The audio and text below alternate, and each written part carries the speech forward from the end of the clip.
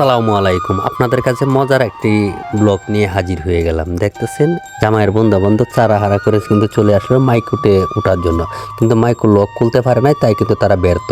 তাই কিন্তু তারা রাস্তায় দাঁড়িয়ে রইল। এদিকে জামাই কিন্তু আসার জন্য প্রস্তুতি। তো জামাই সালাম আলি দিল। তো দেখেন, দেখতে কিন্তু মাশাল্লাহ জামাই। তো জামাই প্রবেশ করতেছে মাইকুতে। পুরো ভিডিওটা দেখবেন কি হয়। অন্তত আমি এখান থেকে প্রথম থেকে শুরু করে কিন্তু লাস্ট পর্যন্ত আপনাকে দেখাবো, অবশ্যই দেখবেন। তো এদিক দিয়ে কিন্তু যারা এই যে আগে আসছিল বন্ধু বান্ধব, তারা কিন্তু খটকায় গেছে ভাই। তারা কিন্তু মাইকো তো প্রথমে এসে কিন্তু জায়গা পেল না।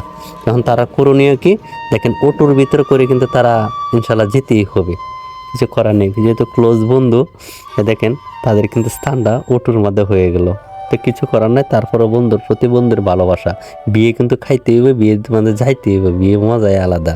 তো এদিক দিয়ে কিন্তু আস্তে আস্তে আমরা যে একটা কলা গাছের গেট কিন্তু দেখা যায়। তো কলা গাছের গেটের মধ্যে কিন্তু একটা তোড়া দেওয়া। দেখেন প্রথম বরপক্ষ এসে কিন্তু দেখলো, আর কয়নার পক্ষে কিন্তু না করলো। দেখেন জিনিসটা কিন্তু আসলে একটা মজার বিষয়। আর এইসব গেট কিন্তু অহন কিন্তু দেখা যায় না। তো এদিক দিয়ে শরবত কিন্তু প্রস্তুত। দেখেন শরবত নিয়েও হাজির। যেহেতু বিয়ে গন্ধ করে, তাই রুমালটা কিন্তু মুখে দিতেই হয়। আর এদিক দিয়ে একটা কথা না বললে নয়, দেখেন ছেলেটার মাথায় কিন্তু শাড়ির টুপি। আচ্ছা যাই হোক, আমিও একটু জামাইয়ের সাথে ক্যামেরায় বন্দি হলাম। আর যে বন্ধুগুলা মাইকু মিস করছিল, তারা কিন্তু পিছিয়ে এই যে হাত থুরাইতেছে। দেখছেন কত সুন্দর দেখা যায়। তারা যে প্রকৃত বন্ধু, তারা এটা পরিচয় দিছে। আর এদিক দিয়ে জামাইরে যে মোবাইলটা দিছিল, ওই মোবাইলটা দিয়ে আপনারা না দেখায়, তাহলে তো আপনারা আবার গুসা হইবেন। তাই সব কিছু খুললে আপনারা কিন্তু দেখাইলাম। এখানে কিন্তু চার্জার আছে, মেমো আছে, সব কিছু কিন্তু ঠিকঠাক আছে। তাই কিন্তু মোবাইলটা জামাইয়ের বোন জামাইয়ের কাছে দিয়ে দিলাম। আর এদিক দিয়ে একটা কথা না বললেন, মুরব্বীরা কিন্তু এদিক দিয়ে বিয়ার কাম কিন্তু শেষ করে লাইতেছে। তাই অনেকে অনেক ফুর্তি আমোদ করতেছে। আর এদিক দিয়ে দেখেন বন্ধু বান্ধব যে অবহেলার বন্ধু, তারাই কিন্তু মিষ্টিগুলো আগে দেওয়া হয়েছে। আর মিষ্টি ফায়াও আবার নতুন করে কিন্তু তারা আবার হাত বাড়াইতেছে। দেখেন অস্বচ্ছতা। আর অবহেলার বন্ধুগুলো তারা সাইডে দিয়ে কিন্তু অনেক করিয়ে আছে।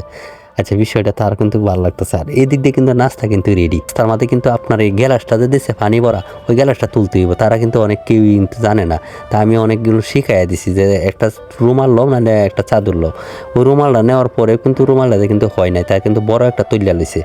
তো বড় তৈলা নিয়েও কিন্তু তারা এই কাজটা করতে পারে নাই। যেহেতু আপাঙ্গালে মানুষের মতো কাজ করছে, তাই এরকম একটা দুর্দশা কিন্তু সামনে হয়েই গেছে। তাই আমি কিন্তু বলছিলাম যে একজনে এটা হিসে দিয়ে ধরো, আরেকজনে গ্লাসটা ধরো।